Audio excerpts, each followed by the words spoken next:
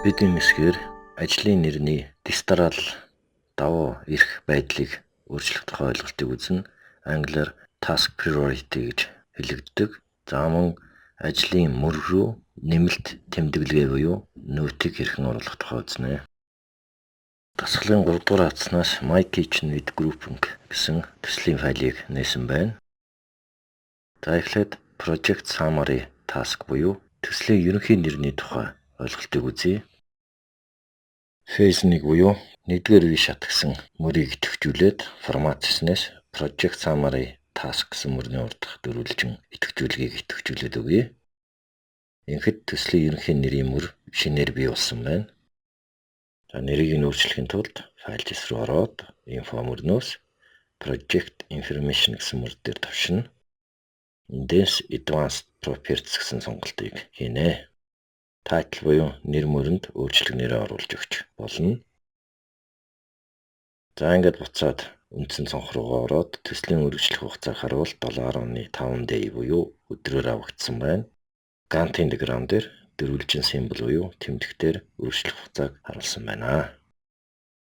3 дугаар ажлын мөр дээр 2 удаа товшин Task Information буюу ажлын мэдээлэл гэсэн нэмэлт цонхноос Priority буюу давуу эрх гэсэн мөрийг харъя. За энэ мөрөнд 0-оос 1000 хүртэл утгыг оруулж өгч болох юм байна. Цаанаасаа тохируулагдсанаар 500 байна. Чухал ажлын даалгаврын давуу эрхийг ихсгэж өгч болно. Манай тохиолдолд энэ ажлын давуу эрхийг 700 гэж болгож өгч байна. За ингээд огт товчийг тавьшлаа. Өөр нэг ажлын мөр дээр товшээ хөрөх зайлуулахсан ажлын мөр дээр 2 удаа товшоод давуу эрхийн утганд 300 гэж оруулж өгч байна.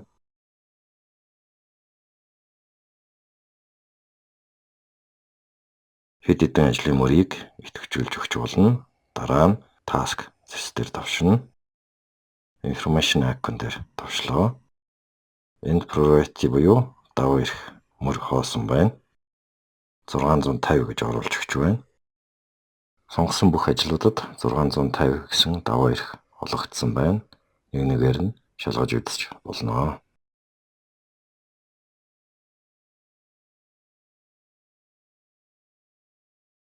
За одоо бид тухайн ажлын мөрөнд note буюу тэмдэглэгээ оруулж өгөх тухай үзье. Шинэ цахилгаан зуух угсарч тавьсан ажлын мөр дээр 2 удаа товшъя.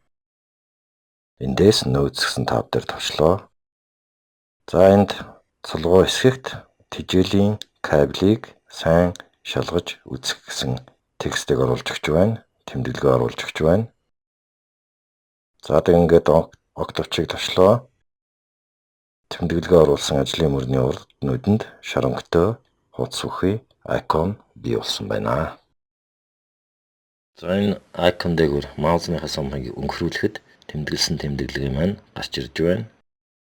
Хэд хэдэн ажлын даалгаварт тэмдэглэгээг нэг зэрэг оруулж өгч болох уугүй юу гэдгийг үзье.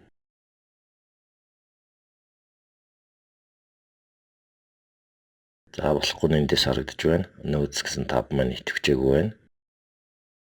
Иймд тэмдэглэгийг тухайн ажлын даалгавар руу нэг-нэгээр нь оруулж өгөх шаардлагатай юм байна. За энд өөр нэг ажлын мөрийг сонгоод тэмдэглэгээний фонт, стил, эсхийн хэмжээг өөрчлөх боломжтойг харуулж байна. За би энд Arial фонтоор сольж өгч байна. Arial фонтны стил, эсхийн хэмжээг сонгож өглөө.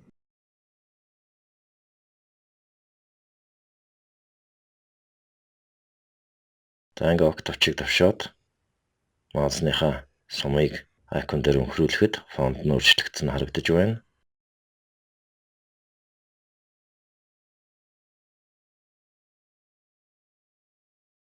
За одоо бид тэмдэглэгээ рүү файл хэрхэн оруулж өгөх тухай ойлголтыг үзье. Шинэ хаалга усрахсан мөр дээр 2 удаа товшоод Notes гэсэн тав дээр товшин хоосон талбай дээр маусныхаа товчийг нэг товшиж өгье.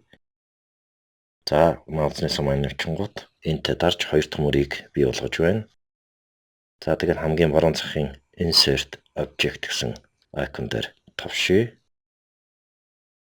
Хасралтаар файл оруулах боломжийг харуулсан нэмэлт цонх гарч ирсэн байна. Create from file гэсэн мөрийг идэвхжүүлье.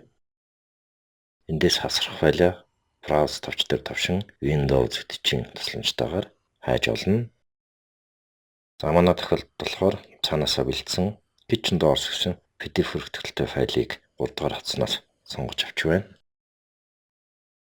За бид нар нэмээд линк буюу холбоосыг идэвхжүүлнэ. Display as icon гэсэн мөрийг идэвхжүүлж өгнө. Өөрөөр хэлбэл PDF icon-ыг гаргасан мөрийг идэвхжүүлж байна. За ингээд огт товчийг товчлоо. Ажлын мөрний урт дахь дөрвөлжин дэх тэмдэглэгийг уншвал note гэсэн л үг байна. Ямар файл байгаа нь харагдахгүй байна. За ямар файл байгааг зааж өгөх хэрэгтэй байна. Ингээм тулд ажлын мөрний дэдэн дээр 2 удаа товшоод эхний мөр дээрээ маузны сумыг авч товшоод монголоор PDF хавсралт гэсэн текст бичээд огт товчийг товчлоо. За одоо тэмдэглэгийг харуул PDF хавсралт гэсэн текст харагдаж байна.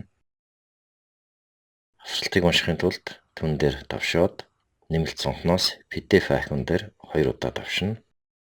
За компьютер маань Adobe Acrobat Reader програмыг дуудаж энэ файлыг нээж өгч байна.